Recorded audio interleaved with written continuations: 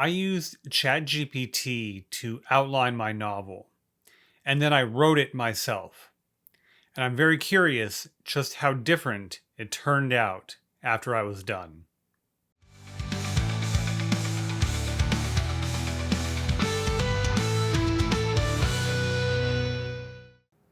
Welcome back to Writer's Theory. I'm James Winterthorn, and in this video, I wanted to share a curiosity I had throughout the entirety of the time I was writing Ghosts Horizon. If you followed me on that project, you know that I used a course I created called N90 Novel Roadmap to assist me in writing a novel in which I had no idea about any of the characters. I didn't have a story idea. I had no idea about the plot structure I wanted to use. I only knew that I wanted to write a novel and I wanted that novel to be a Western. And so, with that information, I went to ChatGPT. I used the instructions I created in N90 Novel Roadmap. And as part of that process, an outline was generated for the story. I then used the outline and the prompts within it to prompt me to draft that novel. And over the course of writing that story, it developed into its own unique thing. So, what I wanted to do today was to just go through that original outline and just share my thoughts on where I veered off course from the original outline from the AI generated content. Of course, I wrote every word, so the story itself isn't AI generated. We just used some prompts to create some inspiration for the story. So I'm just going to share that original outline, and I'm going to share my thoughts chapter by chapter. There's only 11 or 12 chapters, so it won't take very long, and I'll avoid any spoilers for anybody that is still reading the book. So let's get into that original chapter outline. So this is the product of several prompts working with ChatGPT. I put a lot of work into designing the prompts to get this output, and including like building a genre profile and a plot structure profile and character profiles, and to be able to inform this level of an outline. So this is basically the structure. So this works in three parts. I did start with starting the plot in the middle, the in media res. So the first chapter, Crisis Begins. Let's see. So start in the heat of a pivotal conflict, such as a shootout or an ambush. The protagonist is in immediate danger. So yes, we did do this. And this one was originally, when I first wrote it, was very close to what the outline suggested. I did go back at the end and rewrite this chapter to fit better with what ended up happening. So, but I'm going to say that the first chapter was very similar to what we have here. So chapter 2 is a flashback to pre-crisis, flashbacks to the events just before the crisis, introduce protagonist's mission or the journey that led them to their current situation. I did do this. This chapter did not remain. I didn't change a lot with this chapter. Just cleaned it up a little bit, maybe some consistencies here and there. But the chapter 2 was very consistent with what the outline produced. And I'll show you what each chapter breakdown looked like, because like obviously I needed more information than these 2 bullet points to be able to write out a whole chapter. But I did keep chapter 2 very similar. Chapter 3 is saying set up the antagonist. So shift focus to the antagonist, explore their motives and the reasons behind the conflict with the protagonist. This chapter builds the antagonist's character, making them a formidable and complex force in the story. I veered here pretty significantly, And instead of doing the having the antagonist show up by chapter 3, which is generally a rule that you want to accomplish in writing a story, is have the antagonist be a presence, at least by chapter 3. I did that here, but instead I did another flashback even farther back to the inciting incident that started my main character on his journey. So chapter 3 is very different than what the AI outline suggested. Chapter 4, initially, let's see, so tension mounts, a return to present moment showing the protagonist in a difficult situation with limited options. Okay. I did originally, chapter 4, I did go back to the present time or very close to it. The story jumps all over the place, but we'll call it present time, in which Mercer is engaged with the Apache. So I did do this, and chapter 4 now is so what I did in the rewrite was I broke up chapter 3. Chapter 3 became such a long chapter that I made it 2 chapters. So technically chapter 3 became chapter 3 and 4. And so this is chapter 5 now. But when I wrote it, this chapter 4 is effectively what the original structure suggested. Looking at chapter 5, this is the protagonist's past. So it wanted me to go do another flashback into an experience that shaped their future, or shaped their present rather. I did this more in chapter 3, so I didn't do that here in chapter 5. Instead, this is the chapter that I introduced the antagonist that it suggested up here in chapter 3. I did that in chapter 5. So in terms of structure, that is different as well. Chapter 6, catalyst for conflict. You can see like some of these are just very generic. But introduce the event or series of events that set the protagonist and antagonist on a collision course.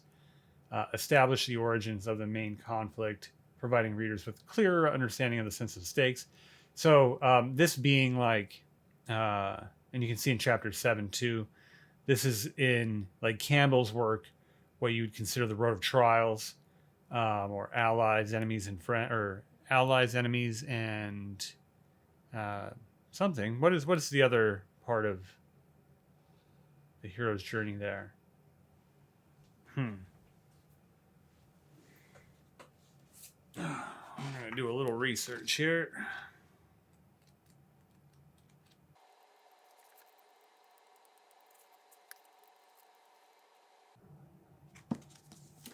Tests, allies, and enemies. Makes for great video there. So you can see that they have the tests, allies, and enemies, and that's kind of what's happening in this chapter. You can see ChatGPT suggested that. I do this. I might not have followed what the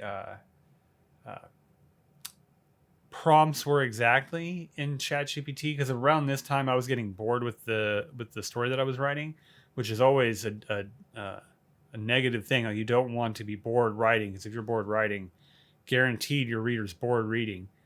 So this is around the time I introduced some new elements that weren't in the original outline. But in terms of the structure, so like there being a catalyst, or there being just events that build tension toward the climax of the story, both chapter 6 and 7 did do that.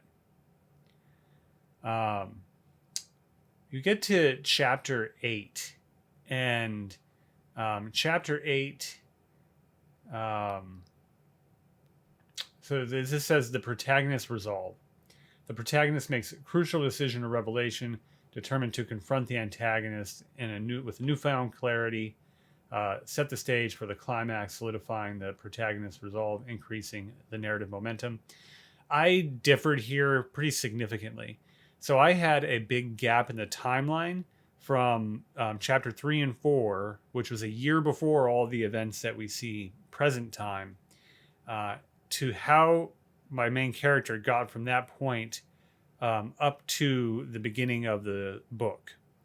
And so I needed to fill that in, and so I used chapter 8 to do that. So it's more of a not a fill in, but it's a little more background. And I wanted to have more of a Western traveling story, and so I used chapter 8 to do that. Turned out to be my favorite chapter in the story, and that's very different than what ChatGPT suggested. We get back to Act 3 here, Return to the Crisis. I certainly did. I picked it up right before the action really just picked up and got crazy. And so it says, bring the chapter back to the moment introduced in chapter 1. I was well past that, so that is not at all what happened there, but I did return to the crisis. So chapter 10 was the climax of the story. It was the decisive moment between the protagonist and the antagonist. So I did do that. I think that's just natural. Like, of course, at the end of the story, you're going to have the climax in a traditional arc plot, which is effectively what I used. So that's the case. I did end originally. I only wrote 11 chapters, and this aftermath, like there was like an aftermath chapter in which we see the characters just after the fact. So this did happen as well, with the hook about what actually happened at the end. We don't know. Well, we do.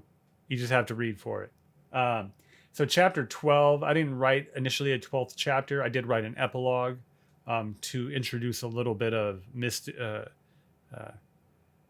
I did write chapter 12 to be able to introduce some intrigue about what actually happened at the end. When I rewrote when I went through and I did my rewriting sessions, I did add a chapter to break up chapter 3. So I guess I did end up at 12 chapters. And honestly, it's pretty close. What I want to share with you, I'm going to scroll down here. This is like giving me the different characters. Here, let's just, I'll run through the different characters here that it originally suggested.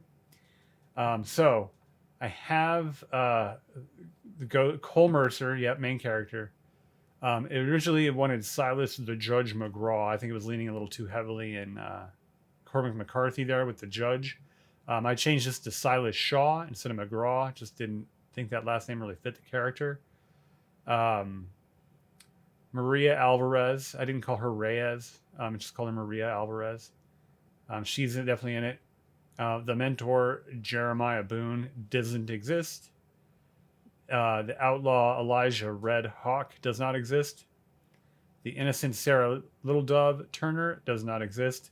So virtually none of these characters, except for main character, antagonist, and main supporting character, are in this story. So that's an interesting diversion there. So this is what the output looks like when we use the N90 Novel Roadmap system. So you can see that each chapter gives me much more detail to have content to work with. So I ask it for a summary of this chapter. And I'm not going to read this to you, but I have a nice chunk of material to work with. I was like, hey, give me 7 things that happen in this chapter. So if I'm struggling to come up with content, I'm like, okay, here's 7 bullet points. Bam, bam, bam. I can go through this. If I'm not in my own zone, I don't have a good grasp on the story. I can then have some points to come back to follow along with. I then have those 7 points that we follow if needed. And then given the content and what we're trying to achieve here, I have 3 techniques to 3 writing techniques to follow or to guide my efforts while I'm writing. And in this case, it was show, don't tell, starting in the middle, and pacing and tension. So this is a very action-heavy scene, so of course pacing and tension is important. And then of course, if I didn't have a start. Here is a starter paragraph, so I can take this, I can read this, get a good grasp of what's happening, and then I just start writing the next sentence, writing the next sentence. Anytime I use these AI generated starters, I did go back and rewrite this opening, which is what I did here. I started with this chapter, with this paragraph. I started writing the next sentence and started writing the next sentence. And then that enabled me to just carry on through the whole book, following, coming back to the outline to guide my efforts in the story. And of course, this was rewritten. I rewrote the entire first chapter anyway, but this helped me get started. So, how much did Ghost Horizon change from the original AI generated outline to what I wrote? I'd say it's about, from a structural standpoint, from in this chapter do this, and in this chapter focus on this thing. I'd probably say about 50% of it changed, which is pretty significant, but not surprising at all. The structure, the plot structure I used, guided my efforts through it anyway. I think because I decided I was going to do the in media res, I was committed to that. So of course, it's not surprising that some of that plot structure stuck around during or in the final product. In terms of characters, 3 out of 7 or 8. So very different in terms of characters. In terms of the actual story, because this process goes chapter by chapter, so I inform ChatGPT of what I wrote as I'm writing it. It tends to be pretty consistent there. But this was my own story. I felt like I owned this story after the second chapter. So in terms of content and originality, maybe that second chapter was the only one where I didn't make significant changes and I didn't feel like I had a good grasp of where I wanted to take the story. And it was only maybe about half of that chapter. So I'd say it's wildly different than what AI originally prescribed for me, which was the goal. I didn't want to write an AI generated story. I wanted to write a unique novel, and I just needed some help with some ideas. I think I did that. And Ghost Horizon is going to be out soon. So if you want to check it out, please do. If you're curious about this novel writing system that I'm talking about, this N90 Novel Roadmap, I will put a link in the description below, so you can check it out and see if writing a prescriptive novel is something that you're interested in. I do have a discount for anybody that goes there through YouTube. So if you're interested, check that out. Thanks for watching this video. If you're interested in more writing related content, or you want to follow my journeys of writing here on YouTube, well, please like and subscribe, and I will see you in the next video.